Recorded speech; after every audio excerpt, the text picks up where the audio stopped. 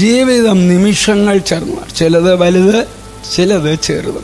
ഓരോ നിമിഷവും ഒരു സമ്മാനവും അവസരവുമാണ്. ഒരു തികഞ്ഞ ദിവസത്തിനോ വലിയ അവസരത്തിനോ വേണ്ടി കാത്തിരിക്കുന്നതിന് പകരം ഏറ്റവും പ്രധാനപ്പെട്ട കാര്യം നിങ്ങൾ ഇപ്പോൾ ആയിരിക്കുന്ന നിമിഷം പരമാവധി പ്രയോജനപ്പെടുത്തുക എന്നതാണ്. ഇന്ന് നിങ്ങളുടെ ഏറ്റവും മികച്ചത് നൽകാൻ നിങ്ങൾ തെരഞ്ഞെടുക്കുമ്പോൾ നിങ്ങളുടെ ഭാവി രൂപപ്പെടുത്താൻ ദൈവത്തിന് ഏറ്റവും ചെറിയ ചുവടുകൾ പോലും ഉപയോഗിക്കാൻ കഴിയും. ആഗ്രഹങ്ങളാലോ ഭാവി എന്തായിരിക്കുമെന്ന വിഷമത്താലോ നിങ്ങളുടെ ഈ നിമിഷം പാഴാക്കരുത്.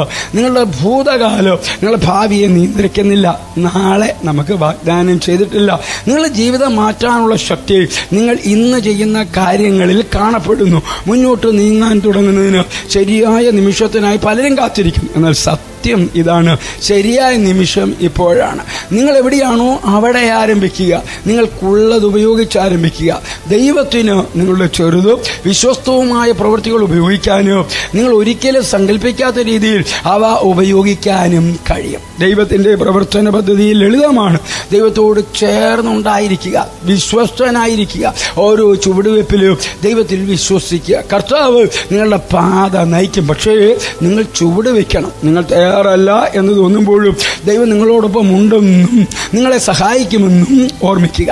ബൈബിൾ വാഗ്ദാനം ചെയ്യുന്നു. സങ്കീർത്തനങ്ങൾ 118:24 ഇത് യഹോവയുണ്ടാക്കിയ ദിവസം, ഇന്ന് നാം സന്തോഷിച്ച് ആനന്ദിക്കാം. എന്റെ ഉപദേശവും ഭയമോ ഖേദമോ നിങ്ങളുടെ അവസരങ്ങൾ കവർന്നെടുക്കാൻ അനുവദിക്കരുത്. ഓരോ ദിവസവും ധൈര്യത്തോടെ പ്രയോജനപ്പെടുത്തുക. നിങ്ങളുടെ കഴിവുകൾ ഉപയോഗിക്കുക. ദൈവത്തിന് നിങ്ങളുടെ ജീവിതത്തിനായി ഒരു പദ്ധതി ഉണ്ടെന്ന് വിശ്വസിക്കുക. നിങ്ങൾ ഏറ്റവും മികച്ചത് ഈ നിമിഷത്തിൽ നൽകുക. നിങ്ങളുടെ ജീവിതം ശക്തമായ രീതിയിൽ മാറുന്നത് നിങ്ങൾ കാണും. ഇന്ന് പരമാവധി ഉപയോഗിക്കുന്നതിലൂടെയാണ് നിങ്ങളുടെ മികച്ച ഭാവി ആരംഭിക്കുന്നത്. ക്രിസ്തു യേശുവിലൂടെ നിത്യതയ്ക്ക് അവതരിക്കുന്ന ഒരു നല്ല ദിവസം ആശംസിക്കുന്നു.